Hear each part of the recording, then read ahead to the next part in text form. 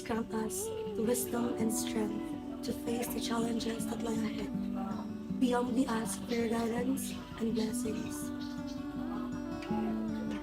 Dear Miss Austria, I believe that God hears our prayers and sees the goodness in our hearts. Let us trust in His plan. 22 pesos for this child. I can afford to feed another mouth. Jill, he'll stand idly while this innocent soul suffers. We must help him. You're right, my dear. We cannot turn away from this child in need. We will take this child. Here is the money.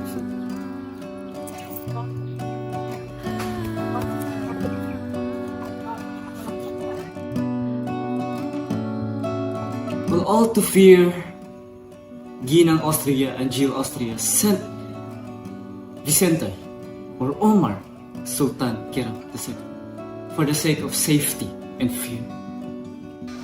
We can no longer ignore the danger surrounding this child. Yes, my dear. There was tapat nothing to obtain. We can no longer put Vicente's life at risk any longer. I hope no one will ever follow him as soon as he reaches there. Lord, we thank you for the strength to make this sacrifice. Please watch over our child and guide him throughout his journey. What happened next? Well, he was raised a Christian. But all the while, he could speak Maranao fluently. But he didn't know why. He was sent to Adams Sons University at the United States by his parents, Jill Austria and Ginang Austria.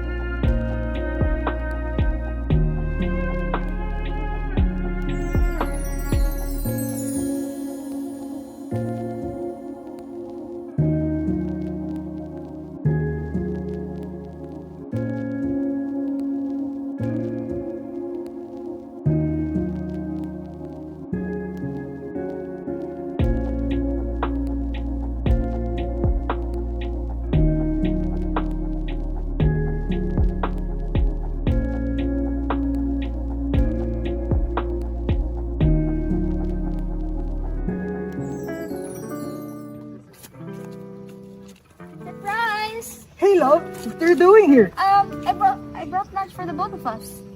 That's so nice of you. I'm starving. Oh, really? Let's go eat somewhere. Sure.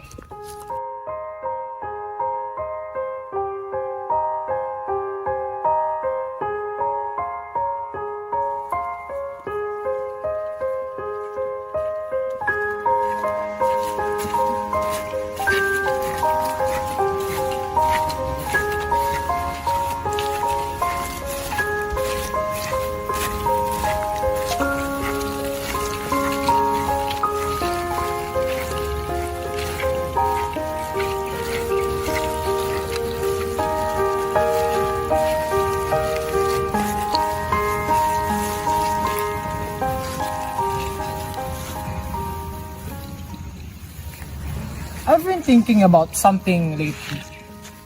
Yes. What is it? Nelly, we've been together for a while now. And I can't imagine living my life without you.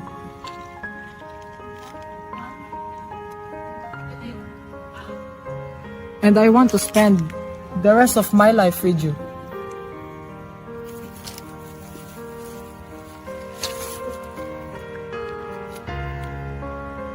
Nelly, will you marry me? Yes. Yes.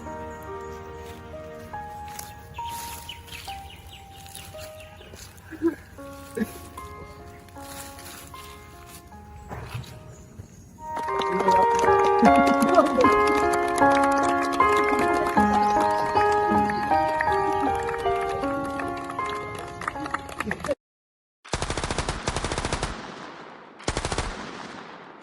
the Second World War broke out, he joined the military.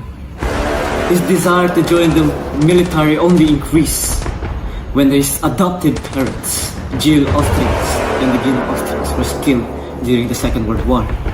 But he would eventually rise to the rank of major.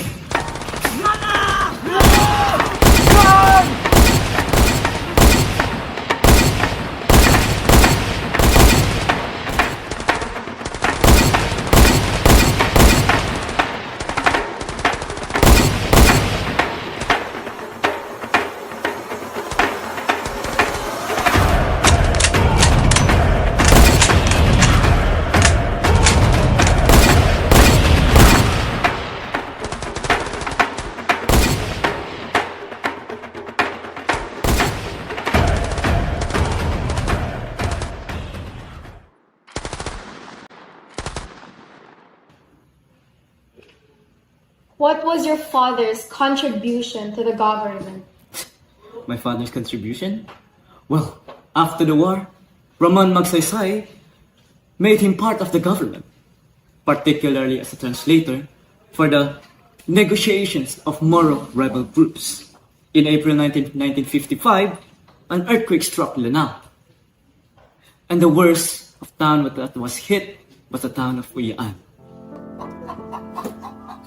Magandang umaga sa inyong lahat. Ako nga pala si Ramon Magsaysay. Nais ko sanang manghingi ng tulong dahil sa lindol na nangyari sa Uyaan. Magandang umaga rin ho, Ginoong Magsaysay. Kailan po ba kami pupunta roon? Kung maaari bukas ng umaga, dahil kailangan na nila ng tulong doon. Maliwanag po.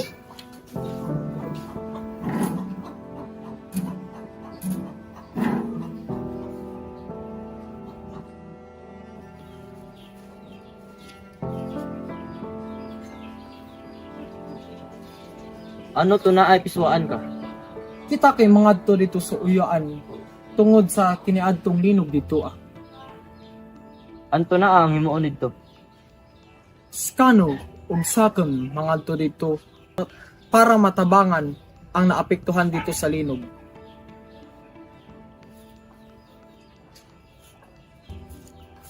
Marunong ka palang magsalita ng Maranao, Vicente. Ikaw ang gagawin kong tagapangasiwa doon sa mga sundalong pupunta sa Uyaan.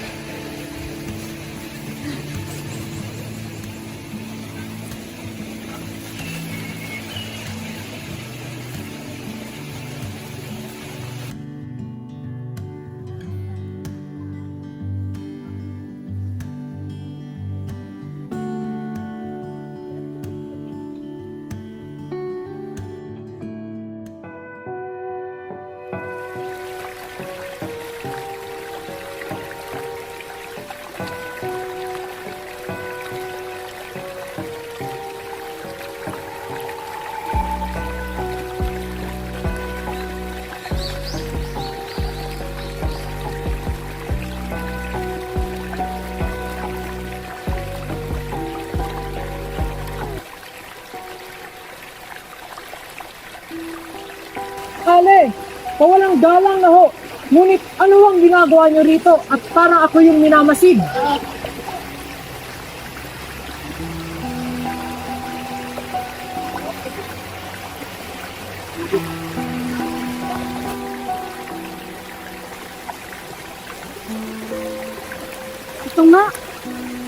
Ito nga ang matagal nang nawawalang sultan sa bayang Uyaan. Sultan? Ano ang ibig niyo sabihin? Kay tagal kitang hinahanap, Omar. Nagagalak akong malaman na maayos ang iyong lagay. Ale, pasensya na ho. Ngunit pansin ko'y parang ikaw na'y nasisiraan ng bait. Hindi ko ho maunawaan ang iyong mga sinasabi. Sino ho ba itong tinatawag ng Omar? Hindi ko na palalampasin pa ang ating pagkakita.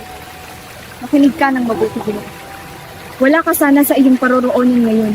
Kung hindi dahil sa dating kandidato sa pagiging sultan noon sa Uyaan at ang dating kasintahan ng iyong ina, si Amir Mindalano. Amir Mindalano? Ang kasalukuyang congressman sa bayan na ito? Bakit niyo ito sinasabi sa akin? Tsaka, si Ginang Austria ho ang aking ina. Nagkaroon ng hadlang ang kanilang pag-ibigan at kalaunang nagwakas na may naiwang puot sa puso ni Amir. Maaari ko bang malaman kung anong nangyari? Kinasal sa iba ang iyong ina nang nalaman niya ang ginawa ni Amir. Nakilala niya ang iyong ama at kalaunang nagsilang ng isang batang lalaki na nagngangalang si Sultan Omar Ram. Omar? Iyon di ba ang pangalang tinawag mo sa akin? Oo, ikaw. Pagkat ikaw ang matagal nang nawawalang prinsipe sa bayang Uyuan. Si Omar. Ngunit, paano? Paano ito nangyari? Pinagukot ka ni Amir mula sa iyong pamilya at iniwan sa kalsada gawa ng galit at selos na tingin niya sa kanyang puso. Wala siyang puso. Idinamay niya ang isang batang inosente na walang ginawa. Hayop!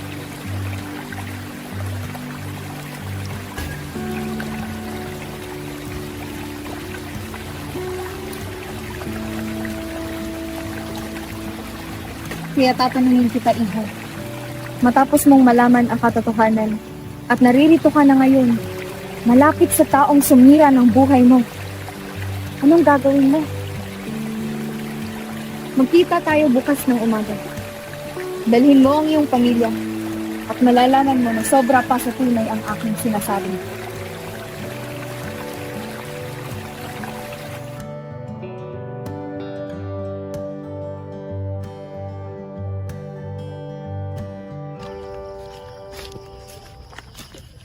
Congressman, hiliyan ka. Akin nakita mapiha-iadat na prinsipe. Ato na? Diyan sa lang pagkabalungan siya ang nawalang prinsipe. Tika din, narata ginawang ka. Akin nakikita sa kanyang hilanan sa pagkatawasay sa kinari ang dugo. Umay, naing ani ang una, Sultan. Nung sa ibuhi pa. Tungod ani mo kumpirman ako nga siya ang nawalang ang prinsipe. Ginapukriman ako ni siya. Ikaduhang Sultan sa lungsod ng Uyaan.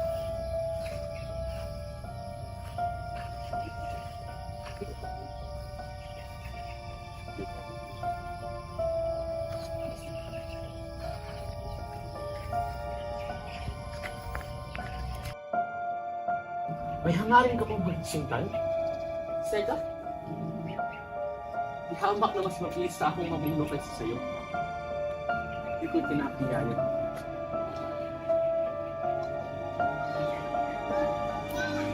Iyakin sabota, Amir. Alam mong mali ang iyong ginagawa. Alam mong anong mawawala sa'yo. Ngunit, pinagpatuloy mo pa rin. Alam ko may mga mali akong ginagawa. May mga mali akong nagawa. May pihamak na mas mabisa akong mamuno kaysa sa'yo. Mas malakas ako. Mas mabisa ang sistema kung may dahas. May hangarin ka pang kunin ang kamay ni sa umay. Alam mo, hindi ko hahayaang mangyari yun. Sayang lang kung sa'yo mapupunta. Mas nararapat siya sa akin. Isang asawang nararapat sa susunod na sultan. Hindi mo iginagalang si Saruway. Kung tunay mong mahal mo siya, hindi mo dapat iyon nagawa. Lalo na sa isang bayarang babae. Saruway ko siya. Hindi ka pag-amarayaw. Hindi mo iginagalang ang ating pamilya, ang ating karangalan, at ang ating mga pananindigan. Naway patawarin ako ni Allah kung ano man ang magagawa ko sa aking kapatid. Pagodas. Ako din.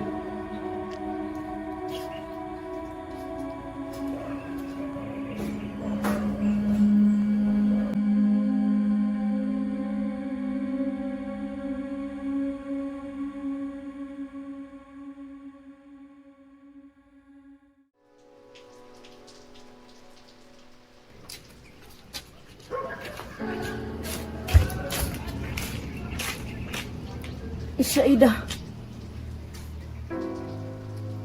Dalhin mo aking anak na si Omar sa dansalan. Pagkat may masama akong pakiramdam. Kadaliman ang bumabalot sa bayang Uyaan.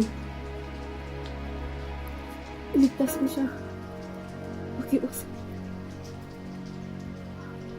Nasusunod po. Bye sa umay.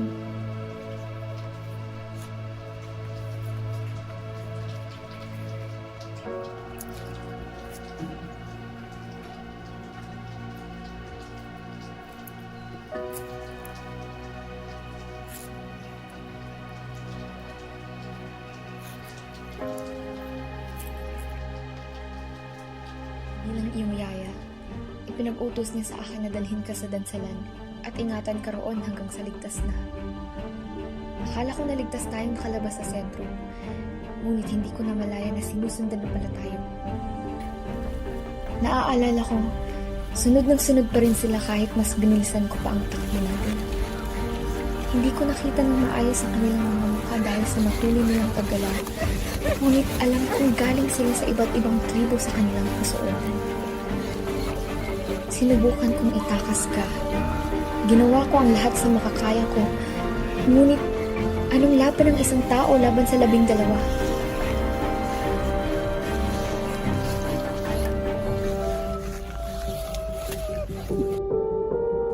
Biglang nalabo ang isip ko. At ang nabatid ko lang ay sinusubukan mong sumigaw para humingi ng tulong at hindi sinasadyang natamaan ng iyong ulo ng malakas. Inakala kong namatay ka na. Hindi ako nagtagumpay sa trabaho ko. Inais kong lumapit sa bangkay mo ngunit nasa lupa na lang ako. Nakahiga, nilalamig, at hindi makagalaw. Ang huli kong nakita bago ako tuluyan nawalan ng malay ay ang mga tulisan na kinuha ka at ang sigil ng mapaghiganting prinsipe. At doon ko napagtanto, ang dating prinsipe, si Amir, ang nagbigay ng utos sa mga tulisan na harangan tayo papuntang dansalan. Ang galit sa ama ay ganun din sa anak niya.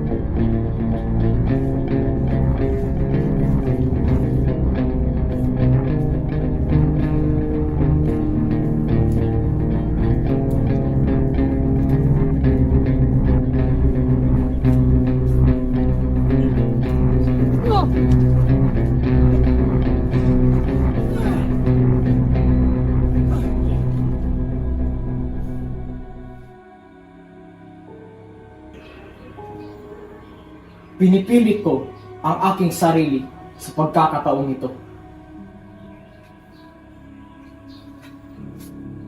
Ako ay pumunta rito upang malaman sa iyo ang kasakimang ginawa mo sa aking pamilya.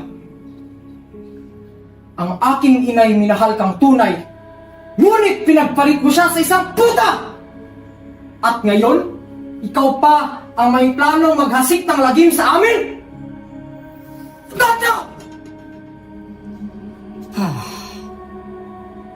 Tila yata napakamalikhain ng bayang ito. Iho, maraming ahas sa paligid. Hindi mo lang masid, nasa harapan mo na pala sila. Mag-ingat ka. Anong pinagsasabi mo?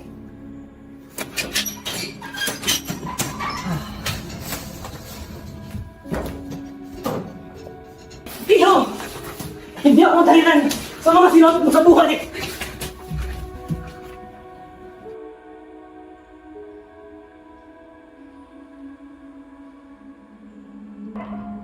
Bakit inaatake pa rin tayo ng mga terorista.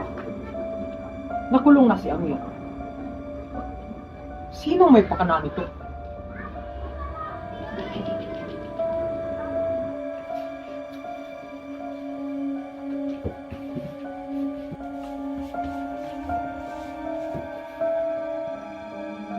Si Shraida! Siya ang may pakana!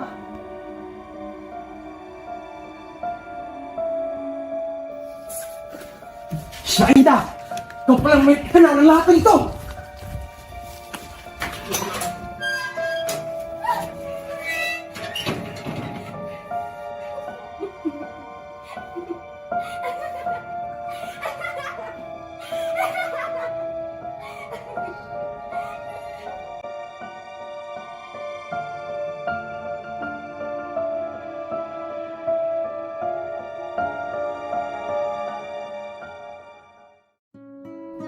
Marinius, aking kaapat na anak. Sa wakas, panahon na upang ipasa sa iyo ang aking tanglaw. Ang bigat ng pag-asa at pangarap ng ating bayan ay nakasalalay sa iyong kakayahan. Labis ako nagpapasalamat sa karangalan na ito at nagpapasalamat ako sa tiwala na ibinigay mo sa akin. Magsisikap akong mamuno na may integridad at debosyon para sa ating mga pinuno sa ating komunidad. Taglay mo ang karunungan at pananaw na kailangan upang pamunuan ang ating sambayanan. Isaksihan ko ito sa iyong paglaki at tiwala ako sa iyong kakayahang mamuno ng may tapang, lakas at pagpapakumbaba. Ama, ikaw ay naging gabay sa buong buhay ko. Nangangako akong paralangalan ang pamana ng ating pamilya at paglingkuran ko ang mga tao na may tapat. Itaguyod ang pagbibigay ng kahulugan sa ating pamilya. Marinius, sa iyong pag-akyat sa trono, tandaan mo na ang tunay na pamumuno ay nagmumula sa puso. Dinggin mo ang tinig ng mga tao. Gabayan sila ng may habag at pagyamanin ang kapayapaan at pagkakaisang ating pinaglaban ng gusto.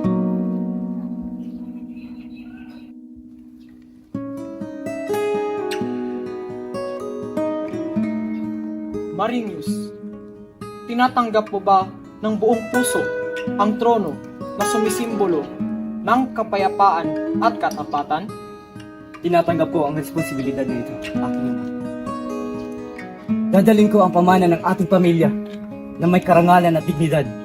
Ilalaan ko ang aking sarili para sa mga pakanan ng sangkatauhan. Sama-sama, gagawa tayo ng paraan at daan para sa mga inaharap na puno ng kaunlaran. Buhay Bagong Sultan! Mabuhay! Mabuhay! Mabuhay! Mabuhay!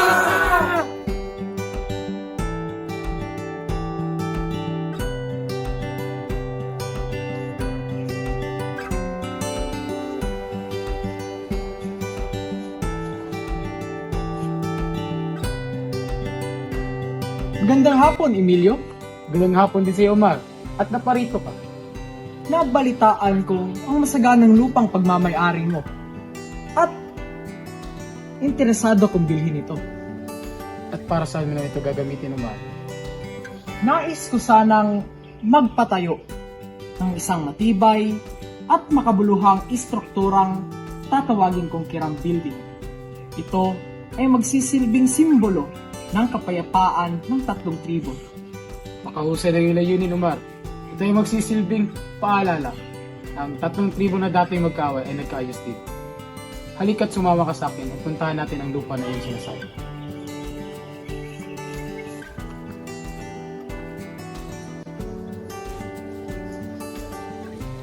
Tunay ang kapansin-pansin ang lupain ito. Ito ay nagtataglay ng tahimik na kagandahan na sumisimbolo sa diwa ng ating bayan. Maraming salamat at yung napansin ang aking lupain, Omar.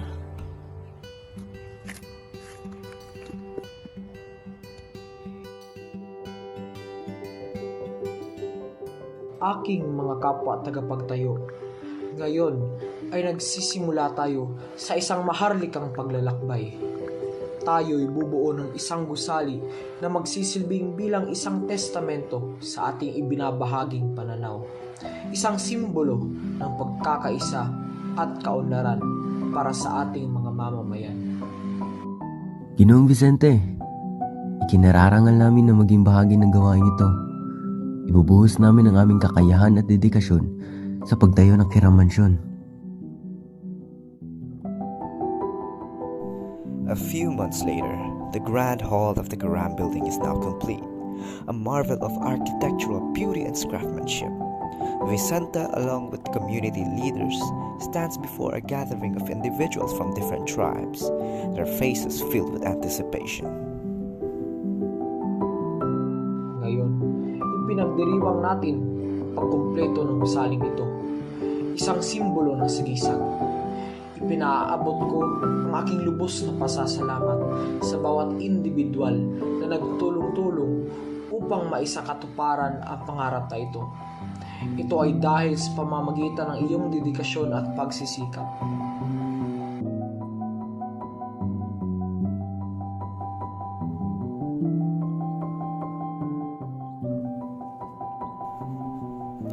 Vicente, now Sultan Vicente, stands at the center of the hall, exuding an air of authority and warmth.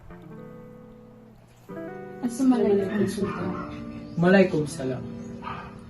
Mga minamahal at pinuno, tayo ay nagsama-sama ngayon bilang mga kinatawan ng ating mga tribo. Tayo ay nagtipon-tipon ngayon na may isang layunin na pagkakaisa at kapayapaan ng lahat. Panahon na para bumuo tayo ng isang kasunduan na naghahatid ng pangmatagalang katahimikan at kaunlaran sa ating bayan. Sultan Vicente, pinahahalagahan namin ang iyong pagsisikap na maipagsama-sama ang tatlong tribo sa ilalim ng isang pagkakataon. Naiintindihan namin ang kahalagahan ng pagtitipon na ito at nakatuon kami sa paghahanap ng paraan upang mas mapabuti ang ating mga tribo. Ako'y labis na nagpapakumbaba sa iyong presensya. Ako ay naparito upang sumali sa dialogo na ito. Ang ating mga tribo ay may binahaging kasaysayan. Gawin natin ang pagkakataong ito upang malampasan ang pagkakaiba ng ating tribo. Ay galang ang ating mga tradisyon at bumuo ng kinabukasan na kung saan mananaig ang pagtutulungan at pagkakaisa ng bawat isa. Nakita natin ang pagkakaingat namin ng paghahati at panggulian. Panahon na para isang tabi ang mga nakaraang hinayin at magtutulungan para sa sama-samang kapakanan ng ating mamamayan. Sa katunayan, aking mga galang na kasamahan, ang lakas ng ating mga tribo ay nakasalalay sa ating pagkakaisa. Sama-sama, nagtataglay tayo ng karunungan, kaalaman at mapagkukunan upang malampasan ang anumang hamon na ating kakaharapin. Yakapin natin ang pagtutulungan, pagbabahagi ng ating mga lakas at pagsuporta sa isa't isa sa ating paglalakbay tungo sa kaunlaran. Ipinangako namin ang aming mga pangako sa kasunduang ito. Sa pagpapaunlad ng pagkakasundo at sa paglutas ng mga hindi pagkakaintindihan. Naway magkaisa ang ating mga tribo sa iisang pananaw para sa mas maliwanag na kinabukasan. Sa kasunduan ito, minamarkahan ng isang bagong kabanata ang ating kasaysayan. Magtatag ng mekanismo para sa komunikasyon, pagtipon-tipon sa kultura, at pagtutulungan para sa ekonomiya. Sa pamamagitan ng pagtitiwala at paggalang, ay dapat nating alagaan ang isang kapaligiran kung saan ang ating mga tribo ay maaaring magbunlad. At sa mga sumusunod na henerasyon, ay maaaring magmana ng isang pamanang pagkakaisa at kaunlaran.